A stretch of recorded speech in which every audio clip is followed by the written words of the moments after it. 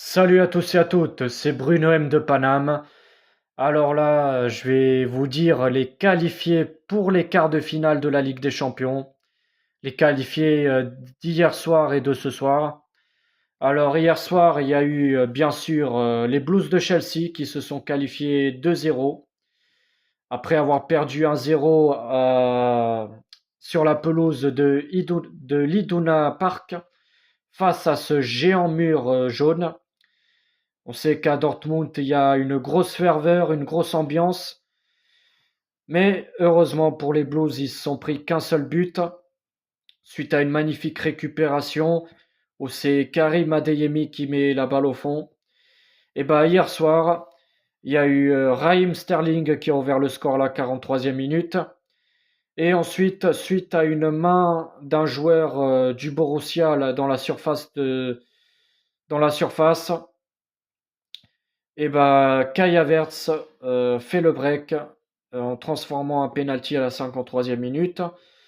Donc sur les deux matchs, ça fait 2 buts à 1 pour Chelsea et Chelsea euh, se qualifie pour les quarts de finale.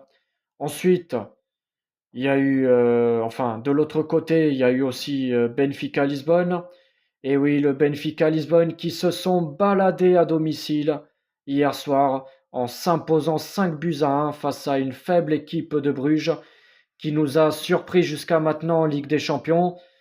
Mais cette fois-ci, ils ont affronté beaucoup plus fort qu'eux. Et le Benfica Lisbonne, il y a eu un doublé de Gonçalo Ramos. Et oui, ce magnifique attaquant qui a fait vraiment du sale à la défense des Belges. Il a été aussi passeur décisif lors du premier but, lors de l'ouverture du score. Le but de Rafa.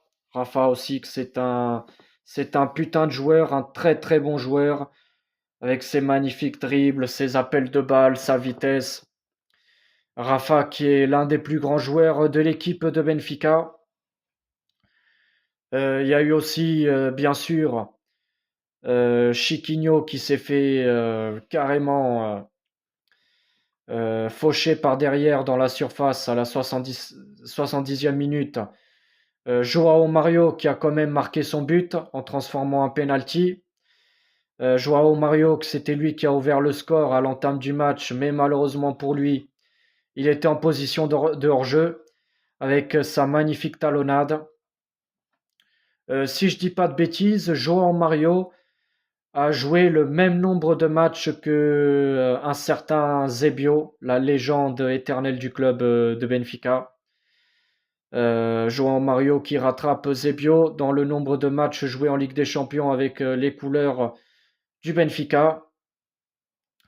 Et voilà, c'est les premières équipes à se qualifier pour ces quarts de finale. C'est Benfica et Chelsea. Et du coup, ce soir, il y a bien sûr la qualification des Rossoneri. Et oui, le Milan AC. Après avoir gagné 1-0 à domicile à San Siro, les Rossoneri ont réussi à faire le match nul 0-0 à Tottenham. Donc bravo au Milan AC, que ça faisait quand même très très longtemps qu'on voyait pas un grand Milan en Ligue des Champions.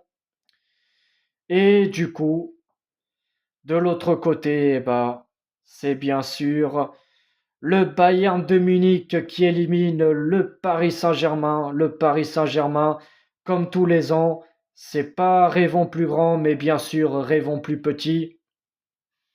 Tous les ans, c'est la même chose, le Paris Saint-Germain. PSG, c'est bien sûr pas sûr de gagner. Bien sûr, en pensant bien sûr à la chanson de mon associé Mika.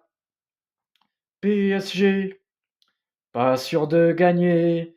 PSG, pas sûr de gagner.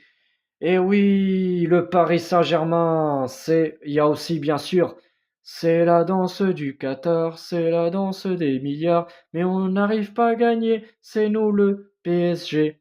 Et oui, un salut à mon associé Michael qui a inventé ces deux belles chansons pour bien sûr chambrer le Paris Saint-Germain.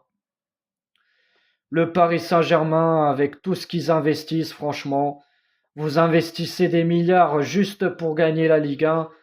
Après, vous pouvez dire ce que vous voulez sur l'OM. Vous pouvez dire ce que vous voulez, qu'on a une équipe de chèvres, que la Ligue des Champions en 1993, on l'a volée, que en Coupe de France, on se fait sortir face à des petites équipes. Dites ce que vous voulez, les gars. Enfin, certains supporters du PSG.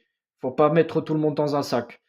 Je suis pas comme certains youtubeurs enfin, que ce soit du PSG ou de l'OM, qui mettent tout le monde dans un sac. Moi, c'est du tout pas mon délire. Mais pour certains supporters du PSG, pour certains rageux, et bah franchement, le plus honteux, c'est être un club qui a des moyens illimités, être le club le plus riche de la planète, et franchement, se faire fracasser comme ça en Ligue des Champions.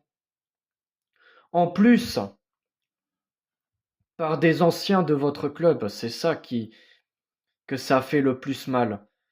Kingsley Coman, qui marque le but à l'aller. Et le match retour, c'est Choupo-Moting, encore un ancien du PSG, à la 63e minute qui ouvre le score. Et ensuite, à la 83e minute, c'est Serge Gnabry qui fait le break. Et on peut dire qu'il tue le match, qui tue les espoirs du PSG pour une qualification en quart de finale. En tout cas, bah, le Paris Saint-Germain, comme tous les ans, il se chie toujours en huitième ou en quart de finale. Ça se chie dessus, ça se chie dans sa culotte. Depuis qu'il y a le rachat du Qatar, vous avez joué seulement deux demi-finales et seulement une finale avec tous vos moyens illimités. Et franchement, bah, c'est sûr qu'on va pas pleurer pour vous. En tout cas, on reste à jamais les premiers, ça c'est sûr. Mais après, du côté du Paris Saint-Germain, c'est sûr qu'en première mi-temps, le Paris Saint-Germain, ils avaient une énorme occasion pour ouvrir le score. Sommer qui fait une feinte. Il y a Vitinha qui part du bon côté, qui chipe le ballon à Sommer.